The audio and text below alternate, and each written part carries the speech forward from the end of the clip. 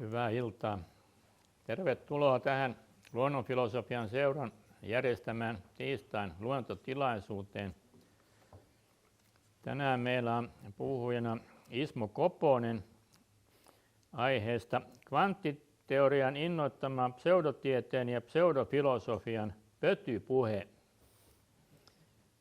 Ismo Koponen on professorina Helsingin yliopistolla fysiikan osastolla.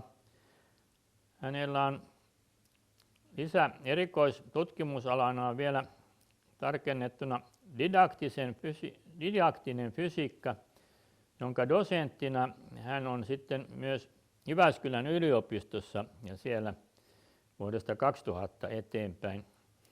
Ismolla on yli 120 tieteellistä artikkelia ja sitten muita julkaisuja ja hän toimii myöskin aktiivisesti tohtoriohjelman ohjaajana Helsingin yliopistossa.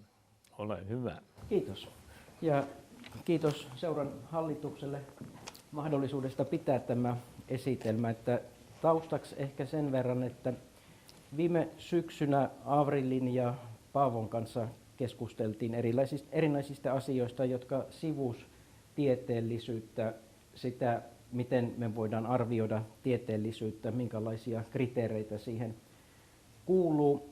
Ja samoihin aikoihin ilmestyi mielenkiintoinen artikkeli Uppsalan nanofysiikan professorilta Maria Strömmeltä, joka hyvin resonoi sitten niiden meidän keskustelujen kanssa. Niin niiden ajatusten ja ajatustenvaihtojen innoittamana sitten ajattelin, että voitaisiin paneutua vähän tarkemminkin asioihin ja itsekin sitten innostuin päivittämään omaa näkemystä siitä, että mitä pseudotieteestä, pseudofilosofiasta tänä päivänä filosofit osaa sanoa ja miten se ilmenee tieteessä. Sen verran tarkennukseksi, että mun tarkoituksena ei suinkaan ole yrittää mitään demarkaatioprobleemaa ratkaista tai tehdä edes mitään sellaista suurta jakoa pseudotieteen ja tieteen välillä. Tieteeseen on aina kuulunut spekulaatio ja spekulatiivisempi ajattelu, josta me voidaan tunnistaa piirteitä, jotka on tyypillisiä pseudotieteelle, samoin pseudofilosofia. Ja välillä se edistää tiedettä, välillä se ei edistä yhtään mitään. Ja on hyvä ehkä kiinnittää huomiota sitten niihin piirteisiin, jotka tulee toistuvasti esiin tieteen tekemisessä ja tieteellisessä tutkimuksessa. Erityisesti kiinnostava kysymys on se, että millä tavalla piirteet, joita voidaan tunnistaa pseudotieteeksi, esiintyy osana akateemista tieteen harjoittamista akateemisissa tiedejulkaisuissa ja artikkeleissa, jotka on ylittänyt sitten arviointikynnyksen. Mä jätän täysin käsittelemättä kysymykset, jotka on niin ilmiselvästi pseudotiedettä, että meidän ei tarvitse oikeastaan edes kiinnittää niihin suurta huomiota. Tähän kuuluu kaikki kvanttiparannus, kvanttikaukoparannus, kvanttimindfulness, kvanttivarallisuus, self-help-kirjallisuus, New Age-kirjallisuus, jota on todella paljon. Ja se me voidaan tässä yhteydessä jättää huomiota, joka tietysti on sinänsä mielenkiintoinen asia, mutta sanoisin, että se on kiinnostavampi psykologisesti ja sosiologisesti kuin tieteen kannalta. Ja nyt oli vaikea tietysti löytää otsikkoa tälle esitykselle ja sen painotuksille. Pseudotiede on ehkä vähän negatiivinen lähtökohtaisesti, mutta välttämättä meidän ei tarvitse ajatella sitä puhtaasti halventavana nimityksenä, vaan kuvailevana nimityksenä, joka jollakin tavalla tuo esiin se, että se mistä puhutaan muistuttaa jossakin määrin tiedettä. Ja sellaisena ilmiönä se on kiinnostava ilmiö. Pötypuhe ei myöskään välttämättä tarvitse olla negatiivinen. Pöty, palturi, puppu. Sillä ruokittiin lapsia. Siksi pannaan pötyä pöytään ja silläkin on myönteisiä konnotaatioita. Jaha, tämä ei taidakaan. Ehkä mun täytyy siirtyä tänne sitten kuitenkin käyttämään hiirtä.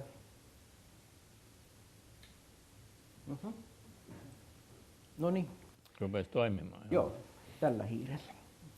Eli nyt tietysti se, mistä on paljon kirjoitettu, on jo 70-luvulta lähtien alkanut tietyn tyyppinen kvanttiteorian, kvanttimekaniikan ja New Age-filosofian liitto, joista ehkä tunnetuimpia teoksia on Fritjof Capran teos Tao of Physics, jota joskus jopa ajateltiin voitavan käyttää yliopistollisena oppikirjana. Sen verran paljon se kuitenkin sisälsi ihan kvanttiteoriallekin tyypillisiä piirteitä. Sitten vähän myöhemmin Zukavin Dancing Woolly Masters ja sitten lopulta 90-luvulta Deepak Chopran kirja, jossa on siirrytty jo aika kauaksi sitten noista varhaisemmista kvanttiteoriaa enemmän hyödyttävistä tai hyödyntävistä teoksista, Capran ja Zukavin teoksista. Ja Chopran kirja selvästikin on ollut innottamassa sitten erilaista kvanttiparannusta, kvanttimindfulnessia, jossa tietyn tyyppiset hyvinvointiin, lääketieteeseen, ihmisen mielen hyvinvointiin liittyvät asiat yhdistetään hyvin vahvasti kvanttiteoriaan. Ja tietysti sanomattakin on selvää, että useimmat näiden kirjojen tekijöistä ennemmin tai myöhemmin tulivat miljonääreiksi. Eli se oli hyvin kannattavaa toimintaa. Ja jälleen kerran pitää muistaa, että suosio ei koskaan ole osoitus asian järkevyydestä tai hyödyllisyydestä. On kaksi eri asiaa. Ja siinä niin kuin ehkä kaikkein selvimmin nähdään sitten tuo New Age-filosofian, joka myös kehittyi 70-luvulla, liitto sitten kvanttiteorian kanssa. Usein tietysti sitten tuollaisessa populaarikirjoittelussa perustava argumentti on se, että mieli on hyvin monimutkainen, kiinnostava, vaikeasti ymmärrettävä ilmiö, niin on kvanttiteoriakin. Niillä täytyy olla jotakin tekemistä keskenään. No, tähän en paneudu. Tästä on kirjoitettu niin paljon, tuossa muutamia hyviä viitteitä, jos on kiinnostusta syventyä enempi tuohon puoleen asioista. Se, mikä nyt kiinnostaa ehkä, tai mikä on tämän esityksen enemmän ytimessä, on sen tyyppinen kvanttiteorian, mielen ja tietoisuuden filosofia, joka kuitenkin ylittää tieteellisyyden kynnyksen sillä tavalla, että meillä on artikkeleita tieteellisissä julkaisuissa, jotka käsittelevät tätä kysymystä. Ja hyvin usein me löydetään sieltä yhteisenä nimittäjänä Bohmin ja Heilin näkemykset, jotka Bohm esitti jo tuossa Wholeness and Implicate Order-kirjassaan. Se on hyvin usein tässä yhteydessä viitattu teos. Ja sen eri versioita sitten usein lainataan. Tuossa jatkossa minulla tulee olemaan aika paljon esimerkkejä, jotka on englanninkielisiä, koska niiden kääntäminen olisi tietysti riski, että merkitys saattaisi muuttua. Ja ajattelisin kuitenkin, että kannattaa kiinnittää huomiota niihin yksityiskohtiin, joita niissä lainauksissa sitten ilmenee ja esiintyy. Ja nyt sitten erityisesti tässä ajattelin keskittyä Alexander Wendtin tuotantoon. Wendt on hyvin paljon edistänyt ja tuonut esiin kvanttimielen, kvanttiaivojen, kvanttitietoisuuden teoriaa ja teoretisointia, ja hänen on viitattu paljon viime vuosina. Ja sitten tuo mainittu Maria Strömmen artikkeli, joka ilmestyi tuossa loppuvuodesta American Institute of Physics Advancement-sarjassa, eli tiedejulkaisussa. Eli näkökulma on siis se, että millä tavalla tämän tyyppiset asiat ilmenee tämän päivän tieteessä tai osana tiedettä. Ja noita esimerkkejä, mitä nyt mulla oli, on tuossa nuo 3 ensimmäistä. Karen Barad ja Vicky Kirby olisi myös erittäin mielenkiintoisia, mutta siihen me tarvittaisiin toinen tunti. Ja nuo 2 viimeisintä liittyy enempi kvanttisosiologiaan, kvanttietnografiaan ja sen tyyppisiin pohdintoihin, jotka on vähän erilaisia nyt kuin se, mihin ajattelin tässä keskittyä. Ja tässä näitä lukiessa ainakin mulle herää se kysymys, että onko kysymys itse asiassa pseudotieteestä tai jostakin sellaisesta, joka muistuttaa tiedettä, vai onko kysymys pseudofilosofiasta, jossa sen tieteen ympärille, josta keskustellaan, pudotaan tietyn tyyppinen filosofinen tulkitseva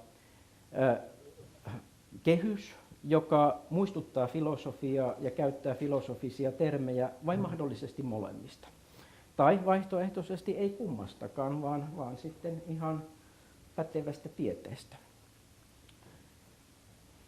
Ja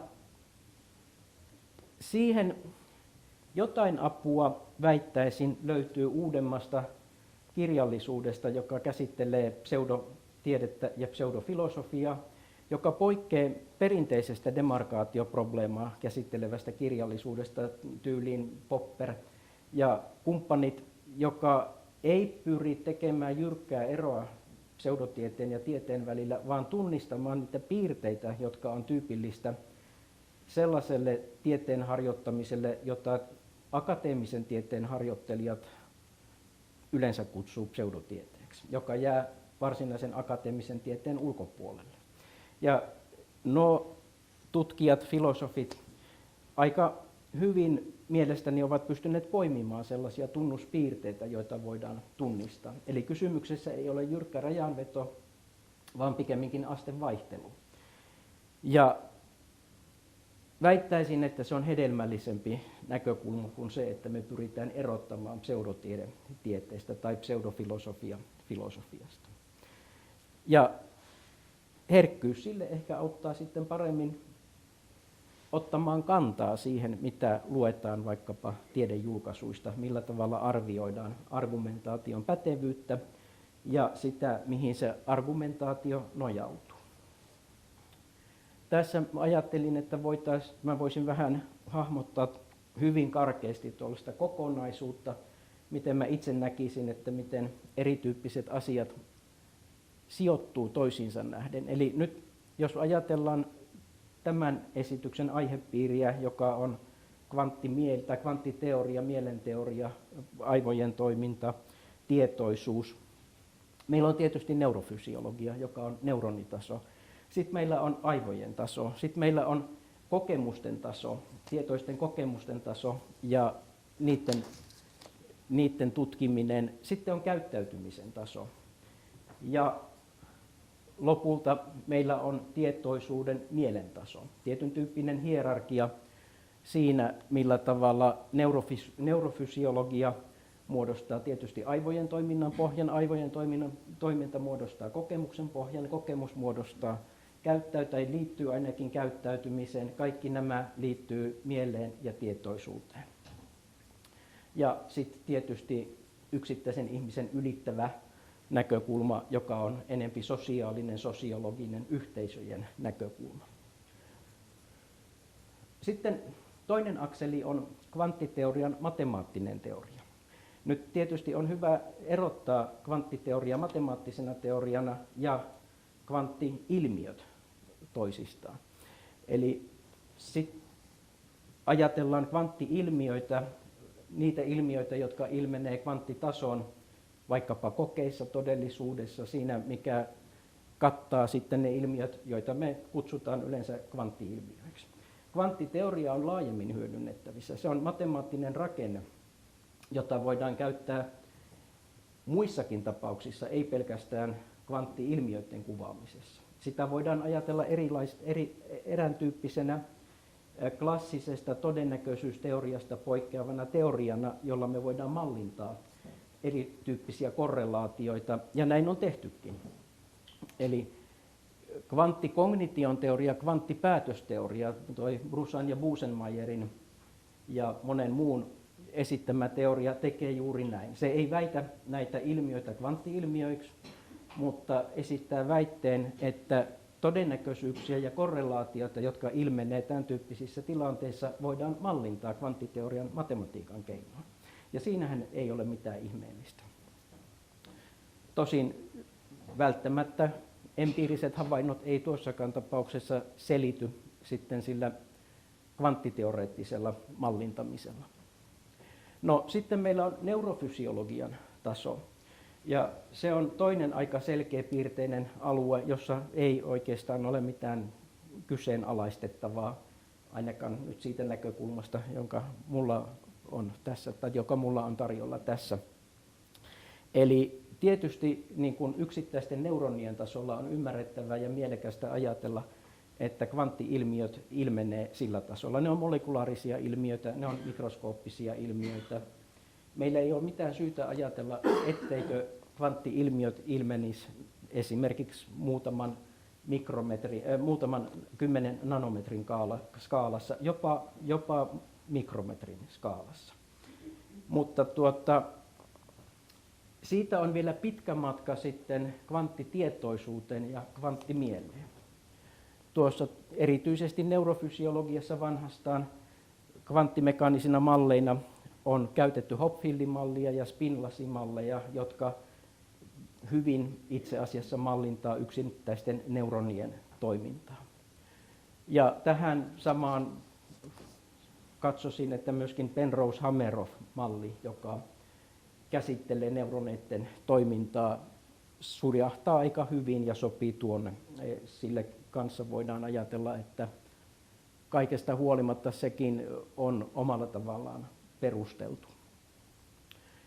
No sitten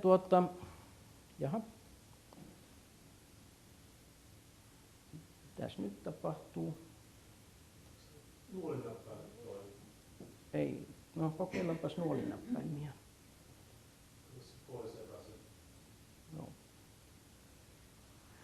No sitten jos jatketaan, niin täällä tietoisuuden tasolla meillä on sitten tuo Bohm-Hilley-malli ja sen erilaiset johdannaiset, joita on aika paljonkin tunnistettavissa, joissa on samantyyppistä ajattelua, ja ne pyrkii sitten yleistämään tai ulottamaan kvanttiteorian tuonne tietoisuuden ja mielen tasolle.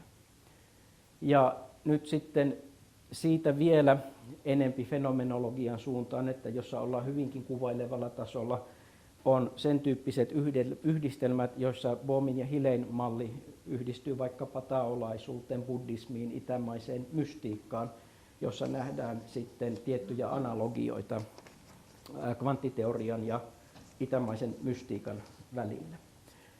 Ja ne myös hyvin vahvasti keskittyy sitten tuohon kysymykseen tietoisuudesta ja mielestä.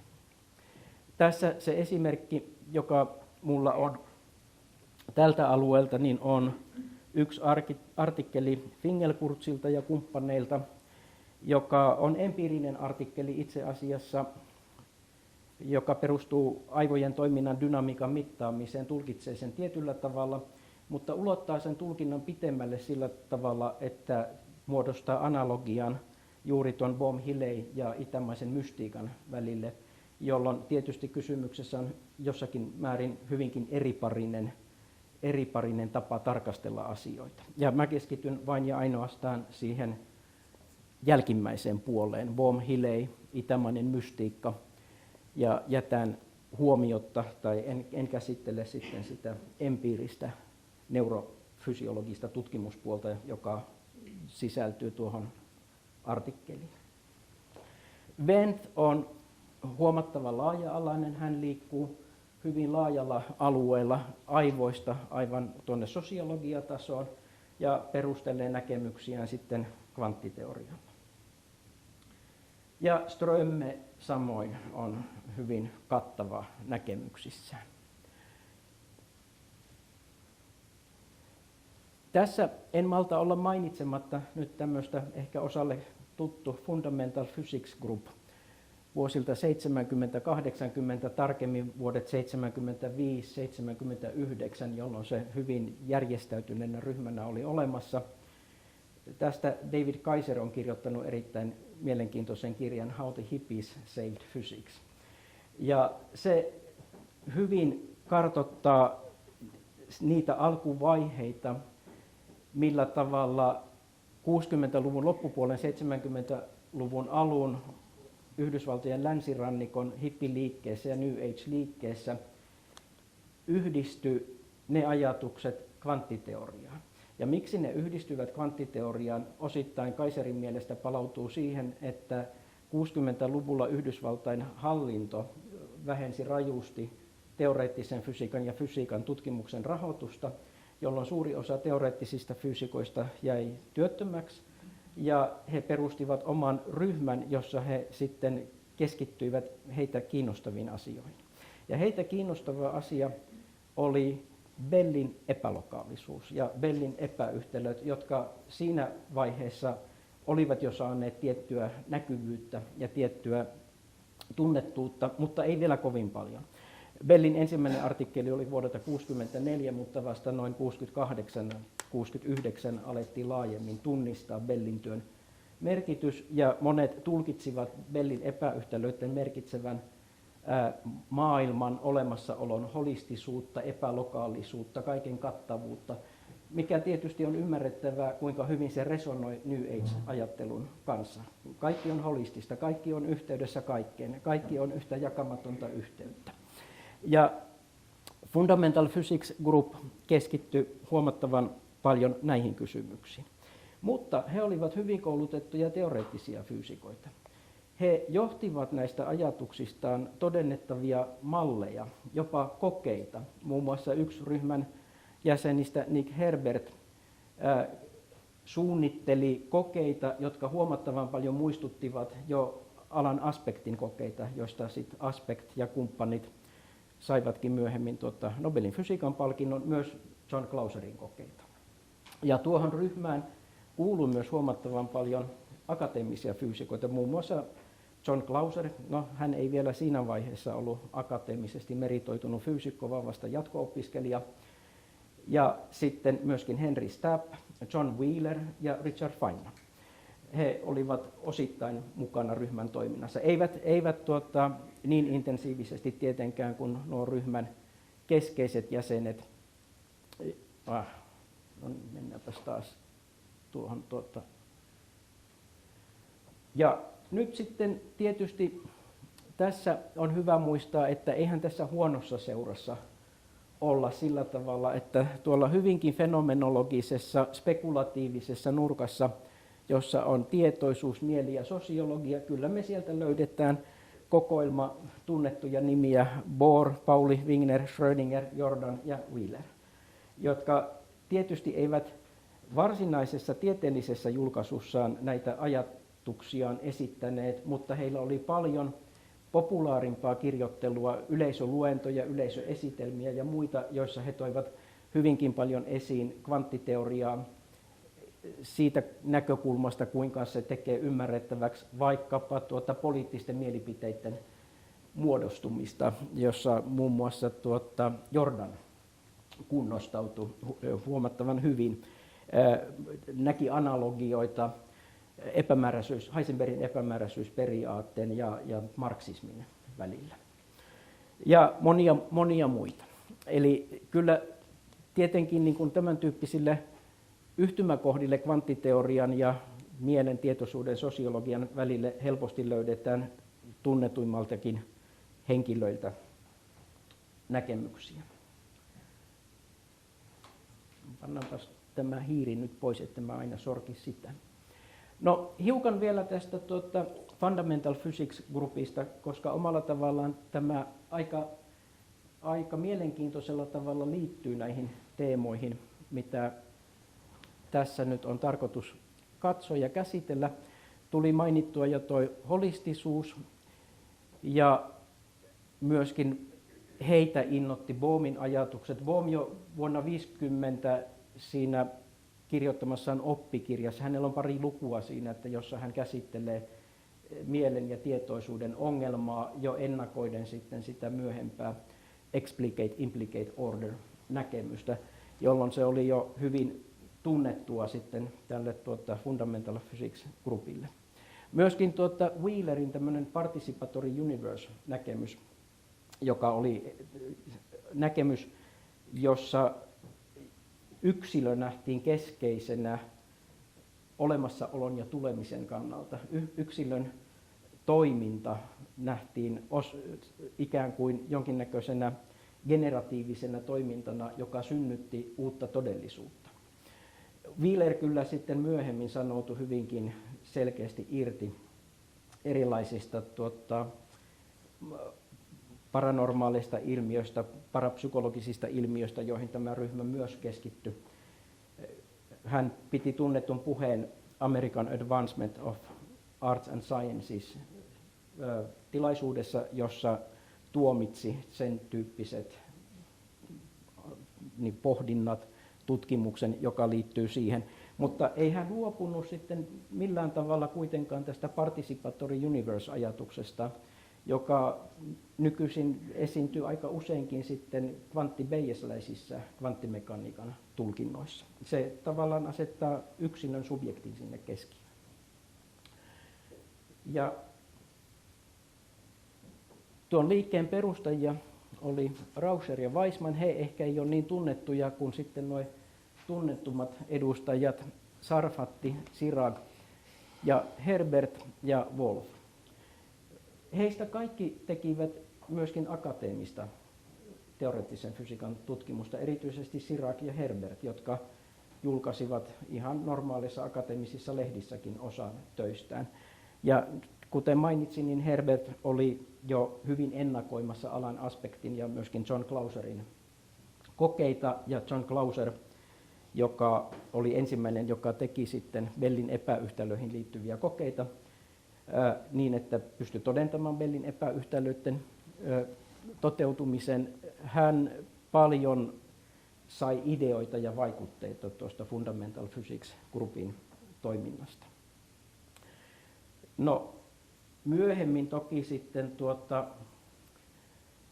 tämänkin liikkeen edustajat 90-luvulla oivalsivat, että New Age-filosofian liittäminen läheisemmin kvanttiteorian ja erilaisten self-help-oppaiden kirjoittaminen on paljon tuottavampaa kuin pelkästään akateemisten kysymysten pohdinta, ja lopulta he kaikki kyllä sitten tulivat aika varakkaiksi henkilöiksi, miljonääreiksi, jopa osa heistä. Mutta tälläkin ryhmällä on ollut merkityksensä Bellin epäyhtälöiden tunnetuksi tekemisessä ja sen tutkimuksen edistämisessä, joka sitten 70-luvulta alkaen alkoi tarkemmin paneutua normaalin fysiikan keinoin Bellin epäyhtälöihin ja niihin liittyviin kysymyksiin, mikä edelleen jatkuu kvanttioptiikan tutkimuksena. Joten tässä meillä on yksi kiinnostava esimerkki siitä, että millä tavalla asiat, jotka me voidaan tunnistaa puhtaasti pseudotieteeksi, jopa myöskin pseudofilosofiaksi, kuitenkin jollakin tavalla ovat osa normaalimpaa tieteen harjoitusta ja jopa edistää sitä. Mutta tämäkin ansaitsisi ehkä nyt ihan oman esityksensä. Riittääkö tältä erää kuva näistä tärkeimmistä henkilöistä? Siinä vasemmalla Sarfatti, keskellä Sirag ja sitten tuossa edessä oikealla Wolf ja Nick Herbert taustalla. Wolfista mainittakoon, että hänellä oli täysi professuuri Berkeleyssä 70-luvulla, mutta hän irtisanoutui siitä voidakseen omistautua sitten psi-ilmiöiden tutkimukseen, parapsykologisten ilmiöiden tutkimukseen ja muuhun sellaiseen. Nick Herbert taas keskittyi kokeiden suunnitteluun. Hänen kuningasajatuksensa oli, että jos Bellin epälokaalisuus pitää paikkansa, se tarkoittaa myöskin sitten kausaalisuuden rikkoutumista, se tarkoittaa sitten hänen mielestään myöskin ylivalonopeuden signalointia, ja mitäpäs muuta se tarkoittaakaan sitten kuin retrokausaalisuutta ja ajassa taaksepäin matkustamista. Hän halusi tehdä kokeen, jossa hän voisi osoittaa, että se on mahdollista. Yksi viimeisimpiä tuon Fundamental Physics Groupin pöytäkirjoja heidän kokouksistaan toteaa, että vuonna 1985 Nick Herbert vihdoinkin onnistui kokeissaan ja onnistui toteuttamaan ajassa taaksepäin matkustamisen, palautui välittömästi 10 vuoden takaisin todellisuuden, jossa hän edelleen yrittää toteuttaa kokeitaan. No niin, mutta mennäänpä sitten Wendt-tapaukseen. Ja täällä tavallaan on paljon kaikuja nyt noista noista äskeisistä asioista. Wendt haluaa rakentaa kvanttiaivoteorian, millä tavalla aivot kykenisivät ylläpitämään koherentteja kvanttitiloja. Ja sen hän sitten ajattelee, että se liittyisi panpsykismiin ja siihen, että miten tietoisuus sitten sulautuu osaksi aineen rakennetta ja aineellista olemassaoloa. Ja tässä Wendtiltä lainaus, että jossa näkyy sitten tuo, miten hän tuota asiaa ajattelee. Jaha, tuo ei heijastukaan takaisin tuosta näytöstä. No niin, mutta tuossa nähdään se, että miten hän mieltää sen, että kuinka kvanttitilaa voisi selittää tai tehdä ymmärrettäväksi tuollaisen laajemman tietoisuuden, ja sitten se, että miten kvanttikoherenssi liittyy sitten siihen tietoisuuden olemassaoloon, ja liittää sen sitten myöskin tuossa vitalismiin. Hyvin monia ilmaisuja, joita tietysti tunnistetaan sitten monesta muustakin kirjallisuudesta, jossa käsitellään tämän tyyppisiä asioita. Ja Wendtin mukaan kvanttiprosessit jotenkin vahvistuu niin, että ne pystyy säilyttämään superposition, ja tällä tavalla sitten ne vois tietyn tyyppisen kausaalisen prosessin kautta liittyä sitten aivojen toimintaan ja tietoisuuteen laajemminkin. Siihen hän liittää sitten informaatiokäsitteen, tuossa sitten värjännyt muutamia tämmöisiä keskeisiä termejä, ilmaisuja, joita Wendt käyttää. Ja se, että millä tavalla ikään kuin mikro-makro-raja ylitetään, miten sisäiset kvanttitilat voi ikään kuin selvitä tai olla olemassa dekoherenssin vapaassa ympäristössä, ja miten aivot lopulta sitten toteuttaa jonkinlaista kvanttilaskentaprosessia.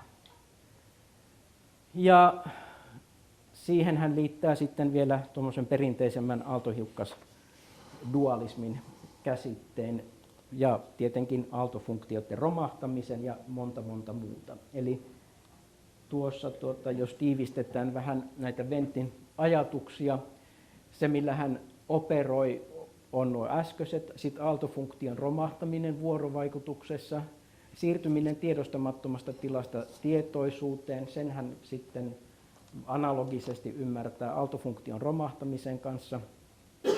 Ja hän yrittää sitten perustella tämän tyyppisten postulaattien selitysvoimaa.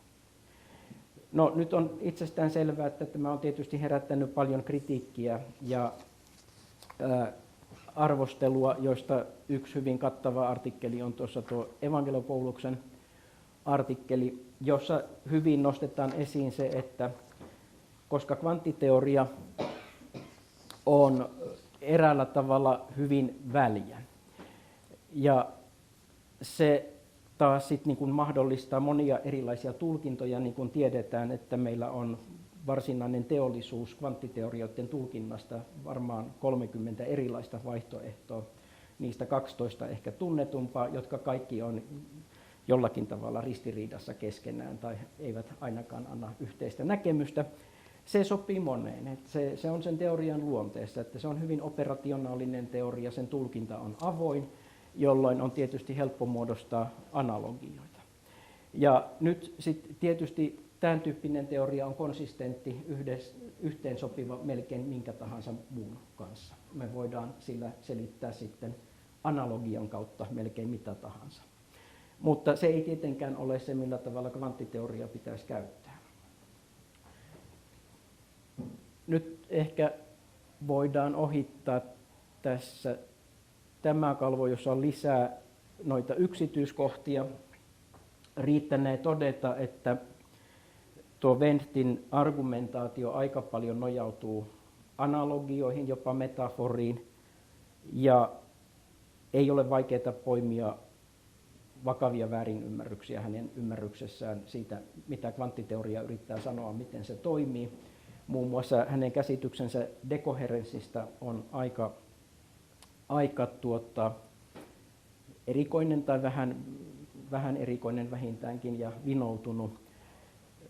Ei se nyt mahdoton ole, mutta se on hyvin erityislaatuinen. Samaten aaltofunktion romahtamiselle annettu rooli Wendtin teoksissa ei oikeastaan ole perusteltu, ja se on aika, voisiko sanoa, ajastaan jälkeen jäänyt enempi populaariin näkemykseen perustuva näkemys. Eli tiivistetysti voisi sanoa, että se mikä Wendtin kirjoituksista ilmenee hänen ymmärryksestään kvanttiteorian luonteesta ei ole niin vakuuttavaa, että se antaisi aiheen uskoa, että nuo analogiat olisi kovin huolellisesti harkittuja. Mutta siitä huolimatta hänelläkin on kannattajansa ja huomattavan paljon viitataan hänen teksteihinsä. Tuossa vielä esimerkki nyt tuosta kysymyksestä, kuinka tuo mikrotaso, makrotaso, kuinka se hänen mielestään liittyy dekoherenssiin ja mikä rooli dekoherenssilla on sitten hänen ajattelussaan yleisemminkin. No nyt tietysti, jos Wendtin ajatukset olisi vakavasti otettavia, tai kai ne on vakavasti otettavia, kun Oxford Academic Publisher on julkaissut tuon Wendtin kirjan. Ei kun Cambridge, okei. Paavo tietää paremmin. Niin tämähän ratkaisi siis tietysti monta meidän kvanttitietokoneita rakentelevia fyysikoiden probleeman. Kuinka saada kvanttitietokone pysymään koherentissa tilassa? Miksi me tarvittaisiin sitten millikelvinin lämpötiloa ja monimutkaisia jäähdytysjärjestelmiä, erilaisia tapoja suojata kubitit sitten dekoherenssin vaikutukselta. Miksi ihmeessä se olisi niin vaikeaa, jos kaikki olisi näin ilmeistä, mitä Wendt sanoo? No, oma päätelmäni on, että kaikki ei ole niin ilmeistä, mitä Wendt sanoo. Ja kuten monet kriitikot on todennut, niin onhan tämä kiinnostavaa, mutta se on ehkä nyt kuitenkin parhaimmillaan toiveajattelua, joka jollakin tavalla spekulatiivisesti kartoittaa erilaisia analogisia mahdollisuuksia, käyttää paljon metaforia, mutta kuitenkin tarkemmin katsottuna ne analogiat on aika pintapuolisia ja puolitiehen jääneitä ja myöskin täsmentymättömiä. Paljon käytetään fysiikasta lainattua terminologiaa, kuten vaikkapa dekoherenssi tai aaltofunktion romahtaminen, joita ei kuitenkaan millään tavalla täsmennetä, mitä täsmälleen ottaen niillä tarkoitetaan. Ja se tietysti verottaa huomattavan paljon sitten tuon Wendtin teoksen ja ajatusten uskottavuutta. No, Wendtin ajatuksia lukiessa tuli mieleen toinen kirjailija, Haruki Murakami, Comptoirin kuolema, jossa yksi päähenkilöistä, keskeisistä henkilöistä on metafora. Metaforan ottaa kiinni paha-aavistamattomat ihmiset, vie ne pimeään maa-alaiseen maailmaan, josta ei ole enää poispääsyä. Metaforat on vaarallisia. Erityisen vaarallinen on kaksoismetafora. Ja jotenkin toivoisin, että tällaisia tekstiä lukiessa pidetään mielessä metaforien vaarallisuus, myöskin analogioiden vaarallisuus. Kiinnostavia kyllä, mutta kritiikkiä tarvitaan. Ja tässä yksi tyypillinen virhe, joka Wendtillä toistuu, on mallintamisen käytetty matemaattisen formalismin samaistaminen ilmiöön. Ja niin kuin tuossa alussa toin esiin, on olemassa kvanttiteoriaa käyttävää matemaattista mallinnusta kvanttipäätösteoriassa, jossa tätä virhettä ei tehdä. Ja se on aivan hyväksyttävää. Voisi tiivistää sen siihen, että kysymyksessä on todennäköisyyslaskenta, joka ei ole boolelaista eikä kolmogorovilaista todennäköisyyslaskentaa, ja sillehän ei tietysti ole mitään estettä, etteikö meillä mielekkäästi voi olla todennäköisyysteoriaa, joka käsittelee korrelaatiota toisella tavalla kuin boolelainen logiikka tai kolmogorovin logiikka. Mutta Wendt samaistaa ilmiön ja matemaattisen mallin. Itse asiassa Broussard ja Busenmayer varoittaa juuri tästä. Ja ehkä nuo hypätään sitten yli. Täältä löytyy huomattavan paljon lisää kritiikkiä. Kalvot Kai Avril jää tuonne talteen, että henkilöt, jotka on kiinnostuneita, voi sitten paremmin perehtyä noihin lähteisiin. Tapani mukaan liian suulas, aika kulkee. No nyt sitten ehkä tässä yhteydessä on hyvä vähän palata tuohon teemaan pseudotiede, pseudofilosofia, pötypuhe, josta löytyy kiinnostavia artikkeleita tuossa, muutamia reippaamman puoleisia niin sanotun bullshitologia-filosofian edustajien kirjoituksia, ruotsalainen Viktor Muber ja sitten belgialainen Boekens ja Bowdry. Ja nyt sitten tämä tämmöinen pötypuhe, niin ehkä on hyvä ajatella sitä sillä tavalla, että se ei varsinaisesti ehkä ole valhetta eikä epätotta. Se on vaan, jolla voisi sanoa, että se on huolimatonta totuudellisuuden kiinnittämistä tai totuudellisuuden ohittamista, jossa itse asiassa puhutaan löysästi. Ei halutakaan syventyä argumenttien tarkentamiseen tai siihen, kuinka totuudellisesti ja huolellisesti siihen argumentointiin paneudutaan, rakennetaan argumentaatio juuri niiden metaforien ja analogioiden varaan, jotta se kuulostaa retorisesti uskottavalta ja kiinnostavalta. Ja pseudofilosofiasta taas nämä sitten toteaa, että sille on tyypillistä tietty akateemisuuden aura tai akateemisuuden piirteet, mutta se käyttää huonosti määriteltyjä käsitteitä eikä pyrikään määrittelemään niitä kunnolla. Nojaa aika paljon tiettyjen käsitteiden houkuttelevuuteen. Se on eräänlaista läpitunkematonta filosofointia, josta on vaikea sanoa, onko se oikein vai väärin, koska se on sitten oikein ja väärän tuolla puolen.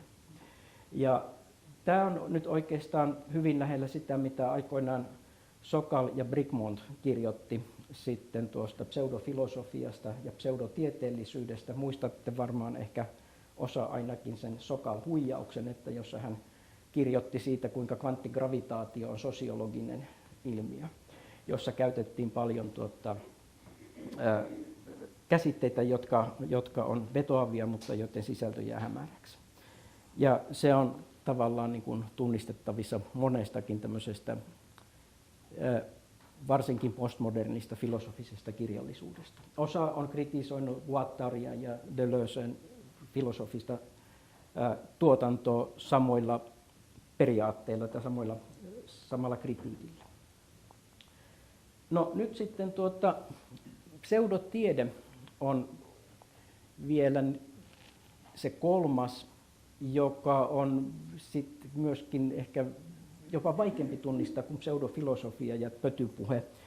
Et milloin me voidaan kutsua tiedettä pseudotieteeksi tai tunnistaa siinä pseudotieteellisiä piirteitä? Ehkä silloin, että kun se esittää hyvin varmoja väitteitä, ei ota kantaa siihen, minkälaisia kriittisiä vastaväitteitä voitaisiin esittää, pyrkii uskottavuuteen ja tekee sen sitten myös käyttämällä käsitteitä, joiden sisältö on hyvinkin tulkinnanvarainen tai venyvä.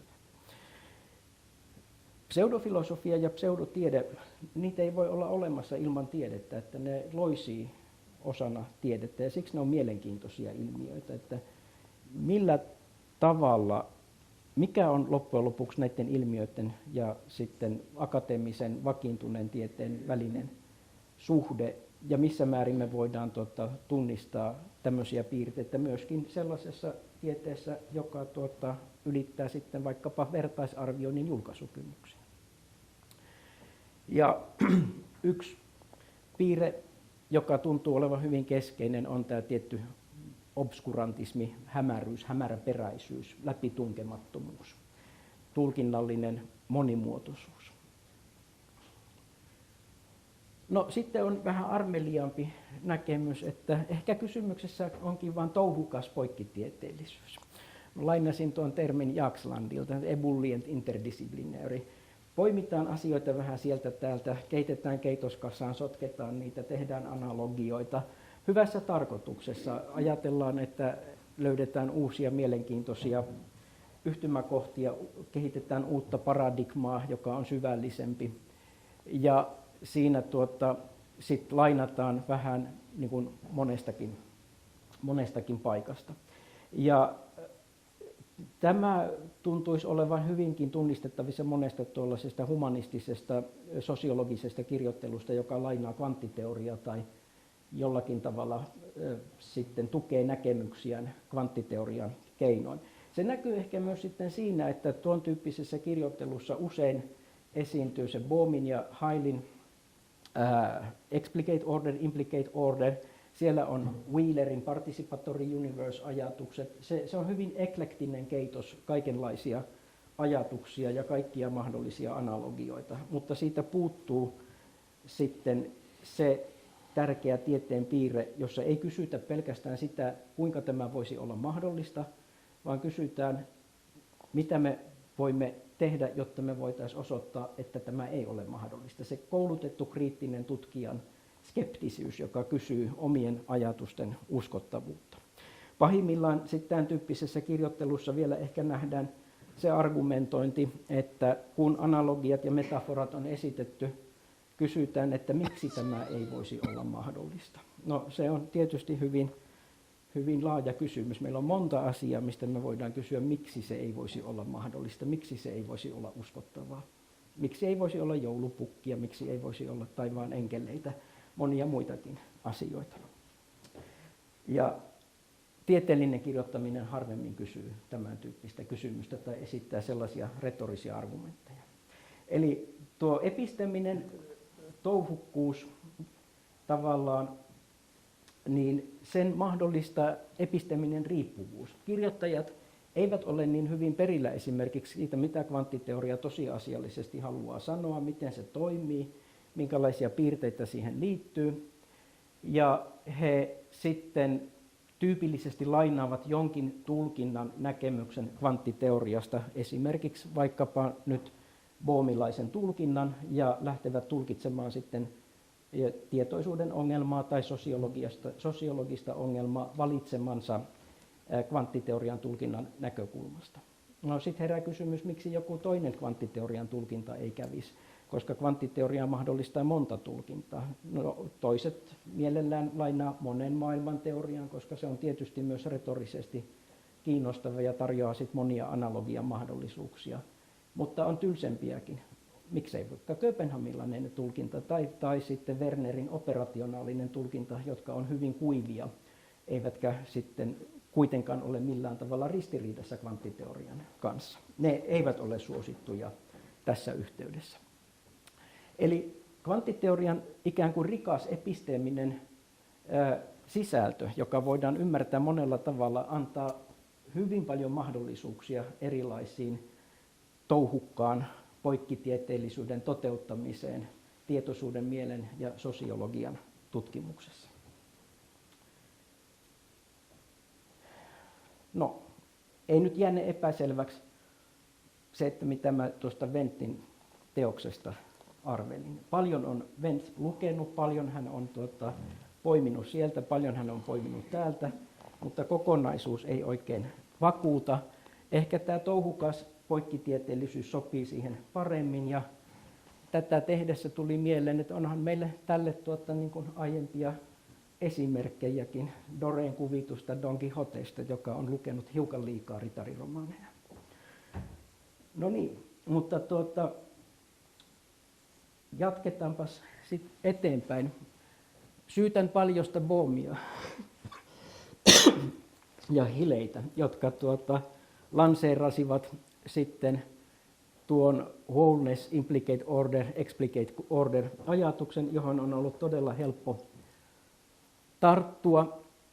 Nyt tietysti usein, kun heidän teoksinsa viitataan, ne viittaukset voi kohdistua niin kuin useampaankin teokseen. Yksi noista varsinaisesti niin kuin fysiikkaan kuuluvista Bohmin ja Hillein tutkielmista on tuossa Physics Reports-sarjassa, jossa heillä on 3 osaa, joissa he tarkastelevat tuon explicate order, implicate orderin ilmenemistä kompleksisissa systeemeissä ja erityisesti sitten makroskooppisissa kvantti-ilmiöissä, kuten suprajohtavuudessa, joissa Tietysti voi sanoa, että fysiikan teoretisoinnin kannalta se on tarpeetonta, mutta ihan kiinnostava tulkinta sille, millä tavalla fysikaalisissa systeemissä implisiittinen järjestys voi sitten symmetriarikkojen kautta ilmetä makroskooppisessa järjestyksessä.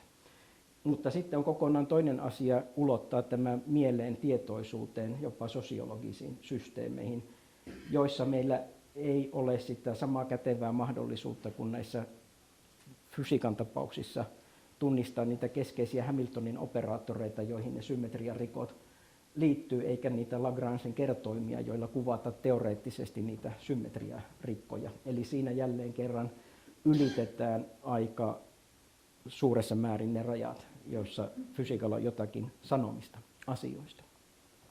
Mutta se on selvästi ollut sellainen hyvin suosittu näkemys, joka on helppo tunnistaa monesta sen tyyppisestä kirjoittelusta, että jossa kvanttiteoria yhdistetään sitten mielen ja tietoisuuden ongelmiin. Varmaankin en niin hyvin tunne tapausta, Paavo varmaan tuntee paremmin ja voinee kommentoida sitten halutessaan. Varmaan myöhemmin vaikuttaa siltä, että Bohmin ja Hilleyn ajattelu enemmänkin suuntautui sitten siihen suuntaan, että se implisiittinen, eksplisiittinen järjestys irtautuu siitä fysiikkataustasta ja siirtyy enemmän sitten mielen ja tietoisuuden tutkimukseen, ja siihen sitten vahvemmin jo rupeaa yhdistymään sitten myöskin itämainen mystiikka. Ja muilla kirjoittajilla sitten vielä se, mitä voitaisiin laajasti väljästi kutsua tuommoiseksi New Age-filosofiaksi. Ja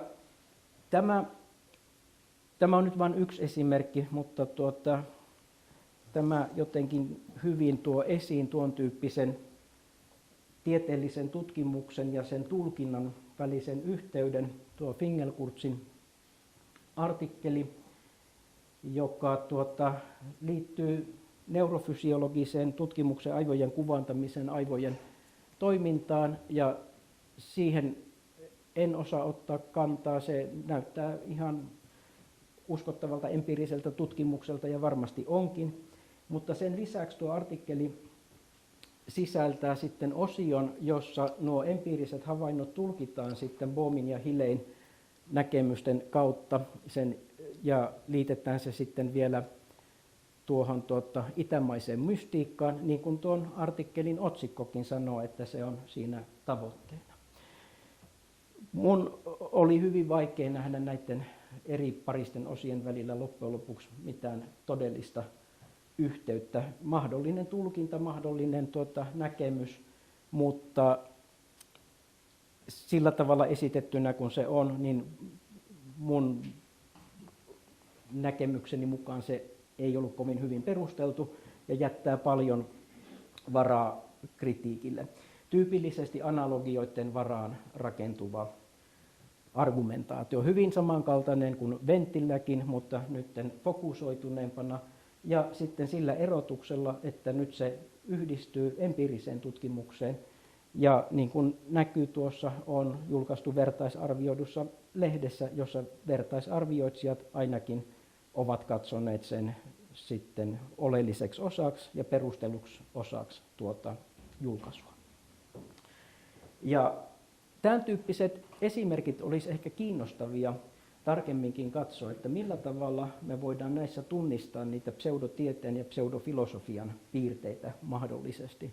Väittäisin, että kyllä me tunnistetaan paljon, mutta sitten kuitenkin sanoisin, että meillä ei ole syytä torjua tämän tyyppistä ajattelua ja kirjoittamista osana tiedettä.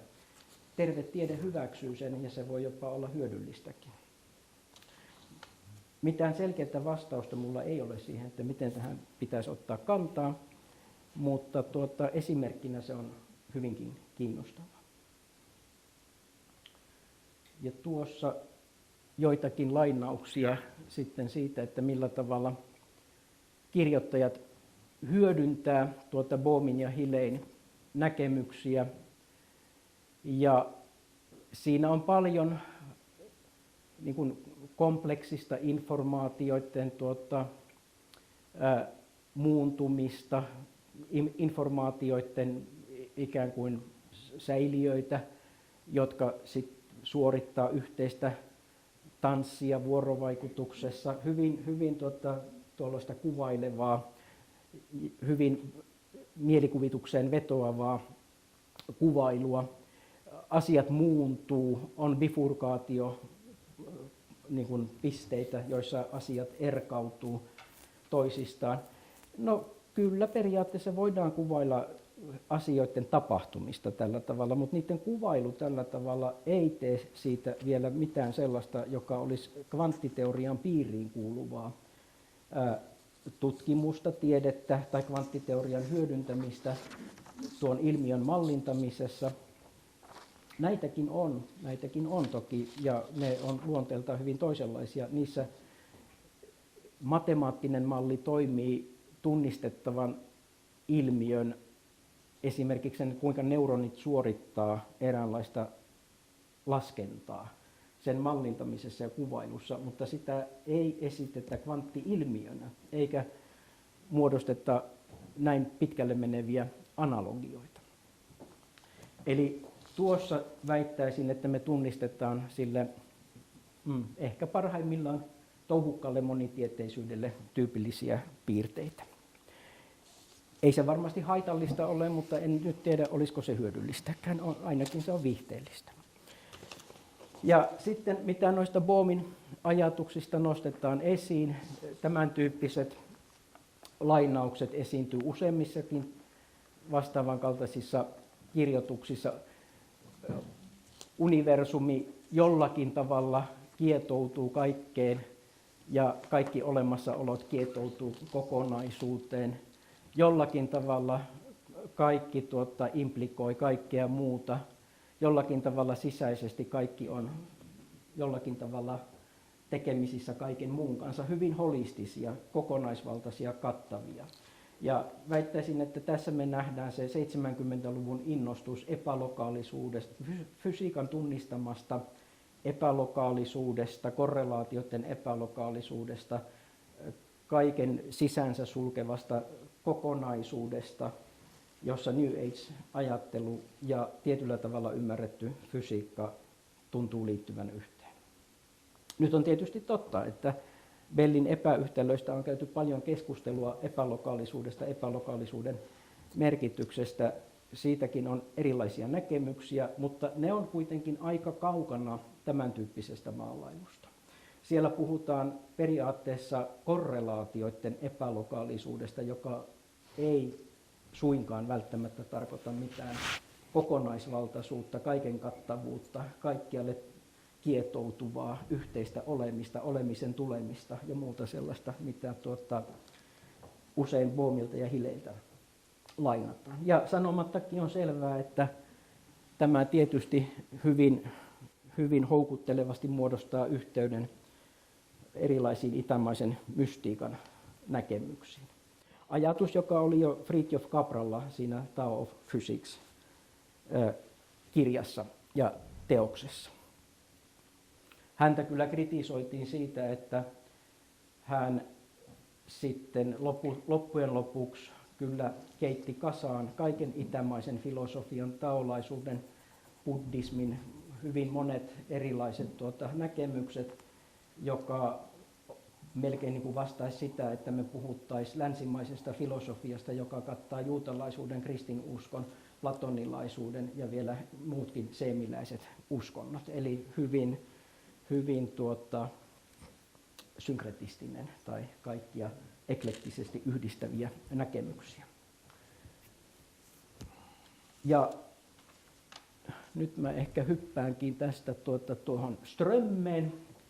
Ja Strömme nyt sitten lisää kierroksia ja esittää sitten universaalisen tietoisuuden kentän, joka symmetriarikon kautta sitten muodostaa ihmisen tietoisuuden, ihmisen ajatukset ja lomittumisen kautta sitten sosiaalisten yhteisöjen toiminnan ja koordinoidun toiminnan ja sosiaalisen yhteenkuuluvuuden tunteen, oikeastaan niin kuin kaiken mahdollisen. Ja tässä on mielenkiintoista se, että hänelle tuo universaali tietoisuuden kenttä on realistisesti oikeasti todella olemassa oleva, josta kaikki muu määräytyy.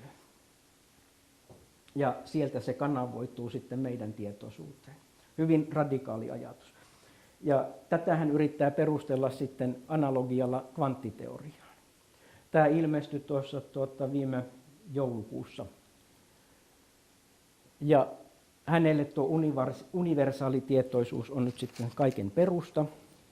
Ja totta kai Heisenbergin potentia mainitaan, Wheelerin participatory universe mainitaan, Bohm ja Hilley mainitaan, Penrose ja Hameroff mainitaan. Kaikki jo tässä mainitut asiat Strömme kyllä mainitsee. Eli hyvin touhukas monitieteisyys. Ja jälleen holismi, epälokaalisuus, potentia-käsite, olemassaolo ja olemassaolon tulemisen perustana. Hyvin paljon yhtymäkohtia Bohmin ja Hilleyn tai näkemyksiin tai siihen, miten hän tulkitsee niitä. Hän esittää 3P-mallin, jonka peruselementit on tässä. On se universaali kenttä, joka sisältää kaikki mahdollisuudet. Ja sen hän kuvaa tuolla kvanttimekaanisella superpositiotilalla.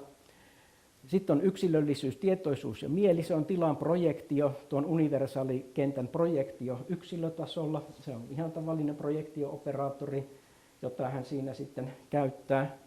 Ja universaalikentän potentiaali ja siinä kaksoiskuoppa potentiaali, joka sitten mahdollistaa nuo faasitransitiot ja sen bifurkaation ja kaikki siihen liittyvät asiat. Ja nämä mäpätään toinen toisikseen, nuo ajatukset ja kvanttimekaaninen formalismi.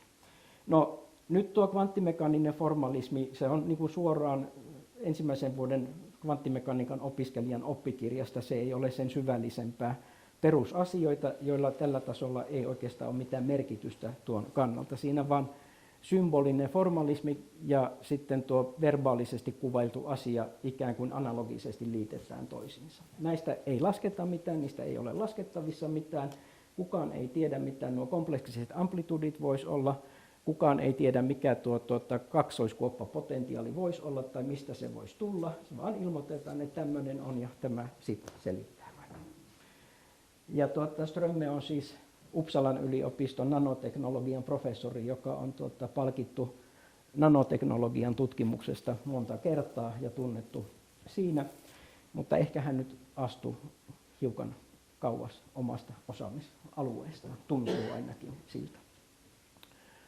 Ja tälle on tyypillistä myös sitten tämä tietty eklektisyys, jossa kaikki yhdistetään kaikkeen, ja Strömmelle ei riitä enää sitten pelkästään taolaisuus itämaisesta mystiikasta, että siellä on jo Veda-kirjallisuus, brahmaanit ja myöskin kristillisyys ja suufismi. Eli nyt mennään jo niin kuin kaiken kattavaan uskonnolliseen näkemykseen. Enkelitkin kyllä tulee sitten siinä Strömmen jutussa.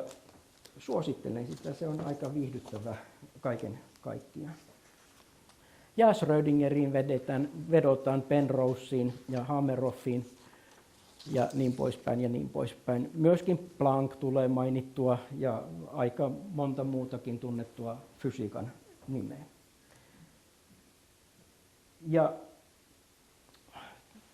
tästä löydetään paljon sitten myöskin sellaisia asioita, jotka on poimittu fysiikasta. Tuo symmetriarikko, joka on hänelle keskeinen, sen hän analogisesti samaistaa Big Bangiin. Sitten aaltofunktion romahtaminen toki tulee täällä totta kai, myöskin kvanttikenttäteoria, relativistinen kvanttikenttäteoria, niin kuin tyypillisesti modernin fysiikan name-droppingia, jossa vaan todetaan ilman mitään suurempia perusteita, että tämä selittää tämän ja tässä on tällainen ja tällainen yhteys. Ja sitten hän esittää tuossa artikkelissaan kuvaan siitä, että millä tavalla rakentuu ikään kuin hierarkkisesti tämä hänen näkemyksensä universaalisesta tietoisuuskentästä kohti sitten yksilöllisiä yhteisöjä. Mä en ole ihan varma, mitä tuo parkkihallin näköinen kuva yrittää viestiä siinä, mutta ehkä sinne on parkkeerattu sitten tämän touhukkaan monitieteisyyden kaikki mahdolliset osa-alueet. Yllättävää. Uppsalan yliopiston fysiikan laitos irtisanoutui Strömmen näkemyksistä ja asioista varmuuden vuoksi. Mutta samoihin aikoihin, kun mä luin Strömmen artikkelin, mulla on huono tapa lukea aina niin kuin dekkareita tai jotain sen tapaisia kevyttä lukemistoa ajanvietteenä tyypillisesti joululomalla. Luin Dan Brownin kirjan Salaisuuksien salaisuus. Dan Brown sanoo kirjassaan, että kaikki mitä tässä kirjassa on tiedettä ja tutkijat ovat sen esittäneet. Hän lainaa suoraan Strömmeen ja välittömästi tunnistin sen, että ahaa, Dan Brown on löytänyt nyt sen lokeron, että jossa hyödyntää sitten populaarikirjallisuudessa näitä ajatuksia, ja näin todella onkin.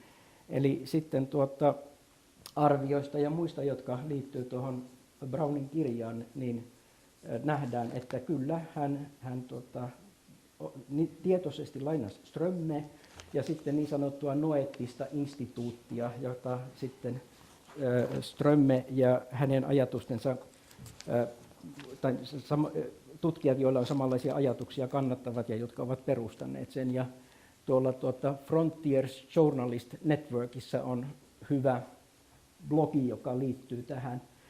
Tämä Frontiers Journalist Network keskittyykin tietoisuuteen, tietoisuuden teorioihin, elämään ja kuoleman rajakokemuksiin kuoleman yhteydessä, out of body experiences, parapsykologia, menneet elämät, kaikkea muuta sellaista jännää, mitä tuossa Strömmenkin artikkelissa ja Dan Brownin kirjassa kuvaillaan. Oikeastaan, jos ei halua lukea Strömmen artikkelia, voi lukea Dan Brownin kirjan, se on viihdyttävämpikin ja siinä on parempi juonikin, mutta asiat on aika samanlaisia. No niin, tämä palauttaa meidän kysymyksen nyt siihen, että mihinkä me nyt sitten voitaisiin tämmöinen demarkaatio vetää, onko se edes tarpeellista. Siihen on eri vaihtoehtoja, aihealueet, normatiivinen demarkaatio, miten me käytetään käsitteitä, mikä on pseudotiedettä. Mä en tiedä, mutta minusta tämä on kiinnostava kysymys ja se voisi olla aidosti mielekkään tutkimuksen aihe, jossa me tutkitaan tieteen piirteitä, niitä kriteereitä, joilla joku näkemys on tieteellistä, jolla se ei ole tieteellistä, mikä erottaa pseudotieteen tieteestä ja pseudofilosofian filosofiasta. Ohitetaan yksityiskohdat tästä. Eli lopuksi voidaan sanoa, että nämä oli kysymyksiä ilman vastauksia. Ja kiinnostavia kysymyksiä olisi, että mikä motivoi tämän tyyppisen poikkitieteellisyyden analogioiden käytön, mitä se hyödyttää, mitä me hyödytään siitä. Se Fundamental Physics Group selvästi edisti tiedettä ja normaalitiedettä, mutta edistääkö tämä? Ehkä aikanaan olisi edistänyt, nyt se on ehkä kyseenalaisempaa, koska me tavallaan nähdään, että monia 50 vuotta vanhoja ajatuksia ikään kuin toistetaan ja toistetaan. Mutta eteneekö meidän ymmärrys mihinkään? Missä määrin sitten me pystyttäisiin erittelemään tämän tyyppisiä piirteitä ja onko se edes tarpeellistakaan? Tuossa jotenkin hyvin tähän sopii tuo Gustav Klimtin maalausfilosofia. Se ei ole kauhean tunnettu ehkä siitä syystä, että se oli tarkoitettu Wienin yliopiston aulaan freskoksi. Ja Klimtillä oli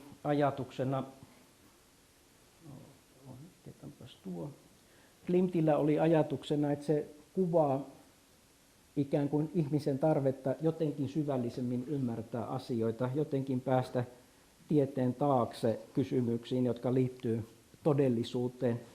Siellä on vanha mies ja lapsi. Vanha mies näyttää aika epätoivoiselta. Hän ehkä ei ole saavuttanut tietämisen päämääränsä. Lapsi on vielä viaton ja utelias siellä. Kaikki on tuollaisessa epämääräisessä pyörteessä. Siellä Sfinksin pää edustaa tietämistä. mutta sfinksihän ei mitään sellaista kerro, josta ihminen jotakin ymmärtää, vaikka se tietäisikin sen. Naisen pää kuitenkin ehkä niin kuin viittaa siihen, että jotakin ihminenkin tiedolla voi sitten saavuttaa. Näillä hahmoilla ei ole kuitenkaan mitään päämäärää. Ne on niin kuin tuollaisten hallitsemattomien voimien kierteessä siinä etenemässä jonnekin jollakin tavalla hallitsemattomasti. Näin ainakin ajatellaan, että Klimt halusi jotain tällaista kuvata. No, sanomattakin on varmaan selvää, että teosta ei toteutettu. 11 Wienin yliopiston professoria kirjoitti protestikirjeen ja rehtori sitten totesi, että filosofia perustuu eksaktiin tieteeseen eikä mihinkään tuommoiseen. No, tähän on hyvä lopettaa. Mä en ole ihan varma. Mä ajattelisin, että terveessä tieteessä me voidaan sallia vähän spekulatiivisempaakin kirjoittelua ja puhetta. Se ei ketään mahdollisesti hirvittävästi haittaa, mutta se voi välillä antaa motivaatioita ja ideoita. Mutta kriittisyyttä me tarvitaan. Ei meidän tarvitse ottaa tosissaan kaikkea sitä, mitä vertaisarvioidussa artikkeleissa julkaistaan. Me voidaan olla kriittisiä sen suhteen. Kiitoksia. Joo, kiitos. Joo, kiitos Ismo tästä kattavasta ja monisäikeisestä alustuksesta ja toivottavasti tässä herää muutamia kysymyksiä, niin että saadaan sitten kysymyksiä ja niihin myöskin tällä kertaa vastauksia. Sitä mä en voi luvata. Mutta ei luvata liikoja, joo. Olisiko siellä herännyt tai spontaania kysymyksiä? No, otetaan tästä ihan järjestystä. Mä koitan merkitä tänne vähän ylös ja sitten aina jakaa niitä puheenvuoroja. Joo. Ole hyvä, sanotaan aina nimi ja sitten sun jälkeen tulee Paavo Mylkkänen. Joo. No, Timo, tulee tuossa mieleen 7-8-luvulla oli se nyt joku Beresford tai joku tällainen akateemisesta freimistä puhu tästä, että ihmisen aivoista on käytetty vain tästä kapasiteetista, kognitiivisesta kapasiteetista vain 10%, ja 90% on käyttämättä. Ja hän oli hyvin positiivinen tämmöinen, mutta niin kun, no sitten joku evoluutioteorian mukaan voi ihmetellä, että minkä takia on syntynyt 90% tämmöistä kapasiteettia, jota ei kuitenkaan käytetä. Mutta häntä silloin siteerattiin minun mielestä aika niin kuin uskottavasti ja pidettiin ihan uskottavana. Että onko tämä nyt yksi esimerkki tämmöistä pseudoscienceista? Joo, kyllä varmasti. Ja kyllähän tuo esiintyy edelleenkin monessa tyypillisesti just erilaisissa self-help-oppaissa ja kirjallisuudessa ymmärtääkseni, jossa tavallaan niin kuin ihmisen rajatonta potentiaalia mainostetaan. Ja juuri tuo kysymys, että mihinkä sitten se 90% loppujen lopuksi tarvitaan, kun ei sitä vastapainoksikaan oikein ole, että se vaan haittaa painopisteen sijoittamista alemmaksi. Mikä sen rooli on, ja ymmärtääkseni kyllä sitten niin tämä näkemys ei ole saanut mitään varsinaista kannatusta. Kasvatustieteessä meillä on myöskin paljon piintyneitä ajatuksia erilaisista oppimistavoista, jotka on visuaalisia, auditiivisia tai kinesteettisiä, ja loppujen lopuksi mikään sitten vakavammin otettava tutkimus ei tue näitä ajatuksia, eli kyllä ne hypoteesina voidaan esittää, niin kuin sanotaan nyt vaikka tuo Nick Herbertin ajatus sitten erilaisista kokeista, jotka liittyy Bellin epäyhtälöihin, jotka oli hypoteettisia ajatuksia. Ne kannattaa esittää, koska ne voi viedä eteenpäin kysymyksiä, jotka on testattavia ja jotka edistää meidän ymmärrystä. Mutta sitten kun ne ei tee sitä, niin niistä on viisanta luopua eikä jäädä jankkaamaan niitä. Näin ajattelisin. Joo, kiitos. Ja se on Paavolla oli. Joo, kiitos paljon. Se oli tosi paljon kiinnostavaa asiaa ja voisi puhua pitkäänkin. Mutta ehkä tähän kohtaan, jos miettii niin tällä hetkellä, mikä voisi olla tällaista aktiviteettia, ehkä joka sopii tähän Fundamental Physics Group, niin se on ehkä kyllä tämä Penrosen ja Hameroffin ympärillä tapahtuva toiminta, koska siis se niin tietyllä tavalla heidän yhteistyö, koska ne on julkistettu jo 1994 näissä tietoisuuskonferenssi Arizonassa, ja tässä piirissä tämä on jatkunut sitten lähes joka vuosi 30 vuotta. Ja siinä on ollut tämmöinen vahva drive.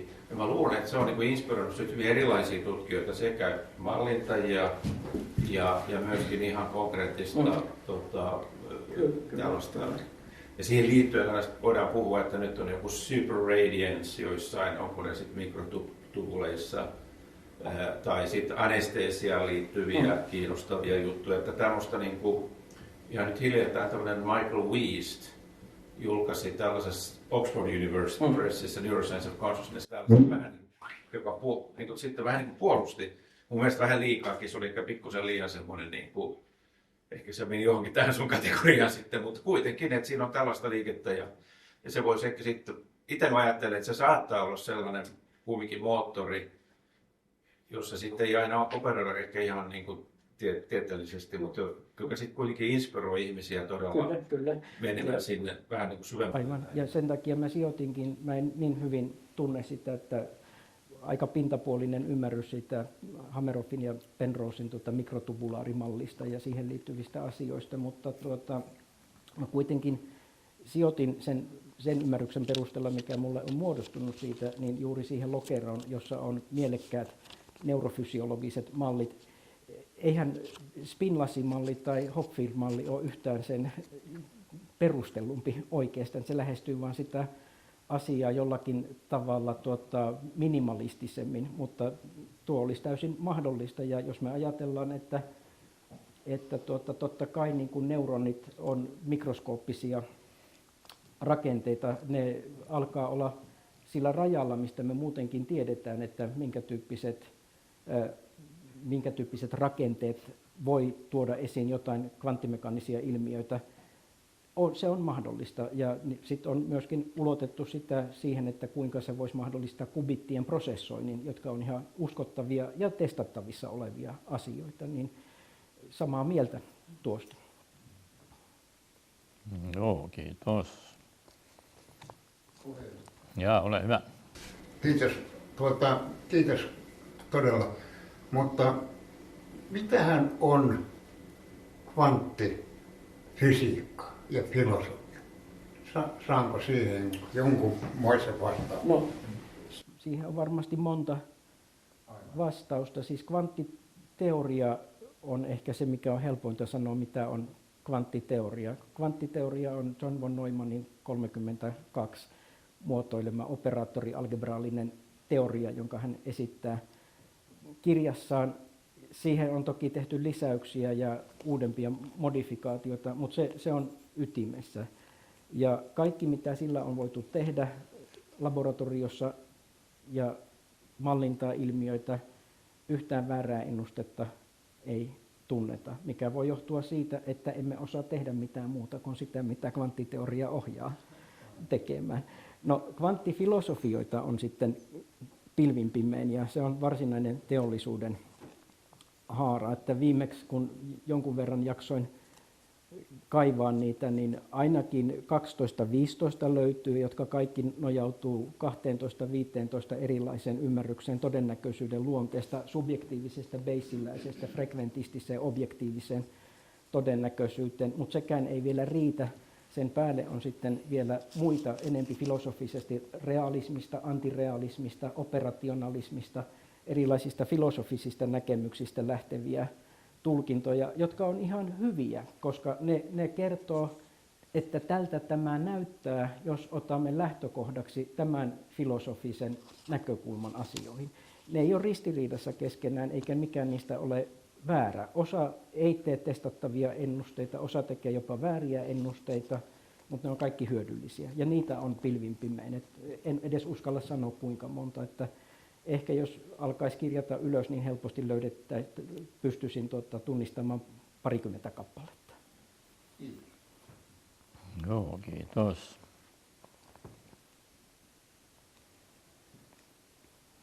Ja sulla oli vielä lisäkysymyksiä. Tästä kvanttiteoriasta, missä puhutaan hiukkasista ja sitten psykologisesta, niin eikö tämä ole varsinaista reduktionismia? No sitähän se olisi, ja itse mä niin kuin ajattelisin, että en ymmärrä, minkä takia me haluttaisiin redusoida mieli ja tietoisuus kvanttitason ilmiöihin. Minusta se kuulostaa samalta, että me haluttaisiin redusoida kirjallisuus kirjaimien musteen molekyylitason ilmiöihin. Ne eivät ole laadullisesti samanlaisia asioita. On hyödyllistä niin kuin miettiä, missä määrin joku kvanttiteoria rajoittaa tai määrittää sitä, millä tavalla aivot toimii tai mitkä tietoisuuden piirteet liittyy johonkin kvanttitason ilmiöihin, mutta tuo reduktio tuntuu niin kuin täysin järjettömältä ajatukselta. Ehkä joku sitä haluaa, mutta en tiedä minkä takia. Joo, kiitos. Tässä tuli jatkokysymys, joo, Paavo. Mä voisin jotain tuosta Bohmistakin sanoa, kun aika paljon siitä, ja tietenkin kun itse sattuneesta syystä olin aikanaan hänen kanssaan aika paljon tekemissä Englannissa, ja sitten olen kirjoittanut sitä paljon, ja siihen liittyy, se on tietysti siinä mielessä tämmöinen kompleksinen intellektuelli, tai siis tällä tavalla, koska toisaalta hän niin kuin kuitenkin edusti siitä semmoista niin kuin hyvinkin, voisiko sanoa raitista linjaa silloin siinä niin kuin juuri, että hän ei niin kuin voi hyväksyä tätä kaikkea, mitä Kööpenhaminan tulkintaan liittyy, siis tietynlainen antirealismi ja sitten tämmöinen aika dogmaattinen käsitys indeterminismista ja silloin hän niin kuin Einsteinin sai vielä hänet yllytettyä sitten tekemään sen piilomuuttajatulkinnan. Ja silloin mä nyt itse asiassa lukenut niitä Bohmin 52 artikkeleita hiljattain. Hän itse asiassa argumentoi siinä, että tämä standarditulkinta kvanttimekaniikassa ei ole empiirisesti testattavissa, koska se ei tee niin tarkkoja ennustuksia, joita ei pystyttäisi niin kuin sitä aina säätämään. Ja ainoa tapa testata sitä on, jos meillä olisi joku vaihtoehtoinen piilonmuuttujateoria, joka antaa niin kuin näitä. Hän perustelee sen niin kuin sillä, että itse asiassa kvanttimekaniikka ei ole falsifoitavissa, ja sen takia pitää olla niin kuin toinen malli. Niin, osittain se voi palautua just siihen, että minun on vaikea ymmärtää, että miten me voitaisiin suunnitella koeasetelmia, jotka olisi jollakin tavalla sellaisia, että ne ei lähtökohtaisesti jo ole yhdenmukaisia sen meidän yleisesti hyväksytyn kvanttiteorian teoreettisen rakenteen kanssa. Ja se näkyy ehkä siinä juuri noissa John Clauserin ja Aspectin tekemissä kokeissa ja suhtautumisessa niihin. 70-luvun keskeisimmät fyysikot pitivät sitä ajan hukkana ja tarpeettomana, jopa niin kuin uhkana akateemiselle uralle. Sitä ei nähty mielekkäänä lainkaan. Siitä huolimatta ne avasivat sitten uuden tavan ajatella asioita, joka nyt tiivistyy hyvinkin paljon kvantti-informaatioteoreettisessa ajattelussa, ja siksi mäkin ajattelisin, että meidän ei pidä torjua asioita, mutta meidän pitää olla kriittisiä ja kysyä, että mitä uutta ne tuottaa.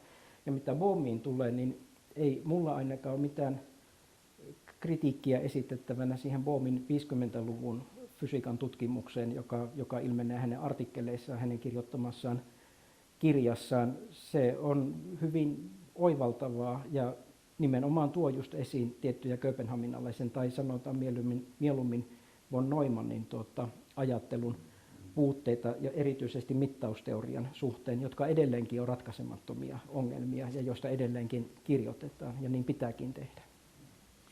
Sitten ehkä lyhyesti siitä tästä Implicated Order-jutusta, että sehän on sitten semmoinen, mitä lähti 60-luvulla kehittää, että siinä oli Hailey, siinä oli myöskin silloin Penrose, ne oli kaikki siellä Birkbeck Collegeissa ja sillä niihin aikoihin sitten Bohm ei jäädä kiinni. Hän on niin tavallaan luopunut siitä sillä hetkellä siitä 50-luvun tutkimusohjelmasta osin, koska tuli nuiva vastaanotto ja sitten hän ei nähnyt, miten viedä sitä eteenpäin. Se oli tämmöinen radikaali yritys niin kuin lähteä järjestykseen käsitteistä aksiomaattisesti. Ne on aika vaikeita ja hyvinkin formaalisia. Sitten taas se, miten ne sitten esitetään tässä populaari, joka jollain tavalla silloin ei niin kuin ehkä tajuta, että siellä on aika tämmöistä hyvinkin formaalia työtä. Myös Hailey oli ehkä loppuun asti enemmän keskitty siihen matematiikkaan. Hän itse ei ollut niin. Mä itse asiassa ylipuin hänet, että me tehtiin yhdessä jotain näitä niin kuin juuri tämmöistä vähän niin kuin kvanttineelijuttuja. Mutta sitten sanotaan nyt viimeisen 10-5 vuotta, hän niin halusi vaan keskittyä siihen näihin Cliffordin algebramiin, eikä hän ollut mikään niin primäärisesti niin kuin propagandoinut tätä New Age-tavaraa. ehkä Bohmin omassa persoonassa, niin se, että hän niin tähän tapasi tämän Krishnamurtin siinä 59-luvun alussa, niin avasi hänelle ehkä sitten tämmöisen kokemuksellisuuden, ja hän oli aika avoin sitten niin kuin mystiikkaan, että ehkä häntä voi enemmän syyttää siitä. Ja hän oli mukana tuossa Fundamental Physics-grupissakin. Ja niin, no Sarfatti oli siellä ehkä vuoden, oli myös selonteossa vierailut. Kyllä. Sarfatti on ihan omissa, hän on edelleen aktiivinen. On, ja kaikki näistä on, että myöskin Wolf Mutta se on vähän semmoinen juuri, että mä luulen, että se Bohmin oma semmoinen, niin että mä tiedän, kyllä häntä sitä aina välillä kritisoitiin niin kuin näistä mihin kaikkeen tätä sitten käytettiin, mutta että hän nyt jollain tavalla, mä luulen, että hänellä itsellä oli niin kovat kokemukset niin kuin tiedeyhteisöstä silloin 50-luvulla. Hän ei jollain tavalla enää välittänyt niin paljon siitä omasta tästä reputationta, vaan että se on niin kuin varmaan. Mä en ole sillä tavalla perehtynyt siihen Bohmin ja Hainin kirjaan, mutta vastikään mä luin sen kolmiosaisen artikkelin siitä Reports in Progress in Physics-sarjasta, joka on Bohmin, Hillein ja Galoeron kirjoittama. Physics Report, joo. Ja siinähän on huomattavan paljon aivan voisiko sanoa niin kuin tunnettua hyvää perusfysiikkaa, jotka liittyy makroskooppisiin kvantti-ilmiöihin, niin kuin suprajohtavuuteen, suprajuoksevuuteen, kvanttihallin ilmiö olisi uudempia, jotka kuuluu samaan joukkoon, Josephson-liitokset, kaikki tällaiset. Hän kuvailee niitä käyttämällä niitä implicate order, explicate order käsitteitä, ja siinä yhteydessä se on täysin hyväksyttävää, se on ehkä vähän värikästä ja se on ehkä vähän tarpeetonta, mutta ei se ole millään tavalla mahdotonta eikä se ole millään tavalla sellaista, johon pitäisi suhtautua torjuvasti. Niin monet muutkin fyysikot tekee. Me voidaan niin kuin nähdä standardiartikkeleissakin hyvin mielikuvituksellisia spekulaatioita ja jopa otsikointeja. Niin kuin esimerkiksi on jäänyt mieleen mustien aukkojen tutkimuksesta otsikko astmaattisesti hengittävät mustat aukot. No joo. No nopeasti vielä yksi, joo. Joo, eli tässä mainittiin sana Krishnamurti.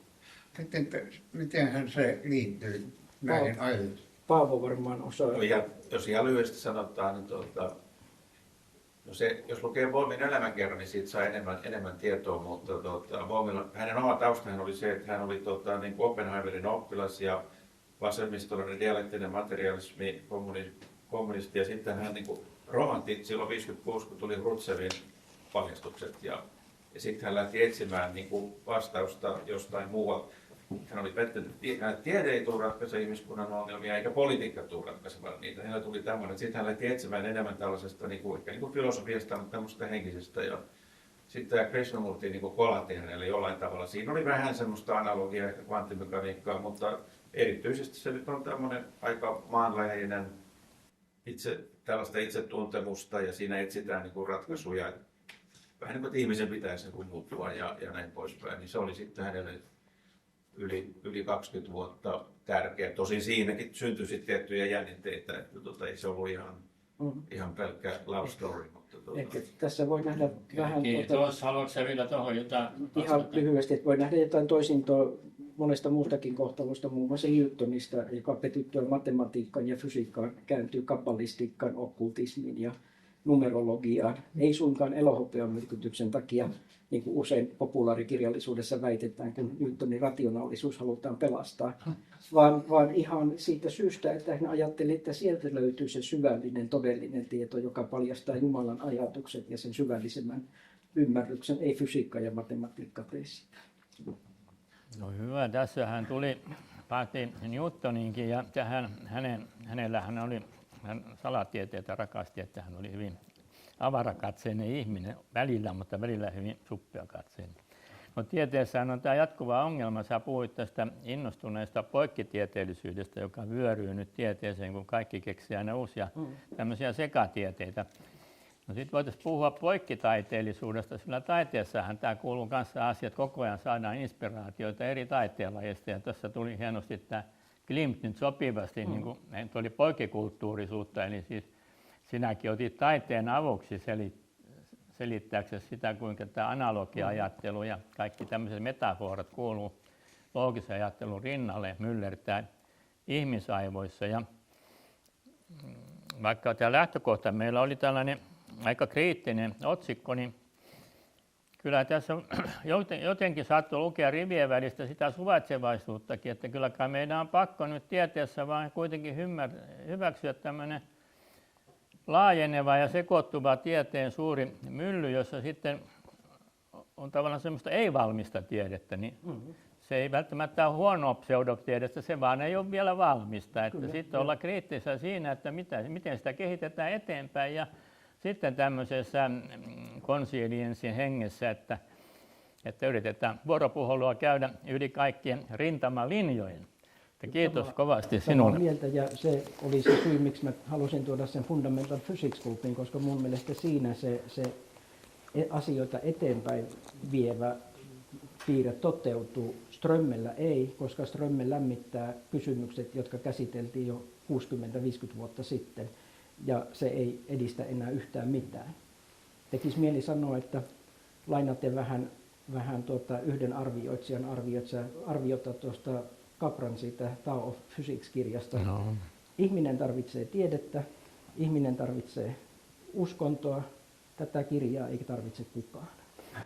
No joo, kyllä tätä heiluriliikettä on sitten, se on pitkäaikaista, mutta tänään ainakin saatiin erittäin ajanmukainen esitys tästä vaikeasta kysymyksestä. Kiitoksia, tapukset vielä.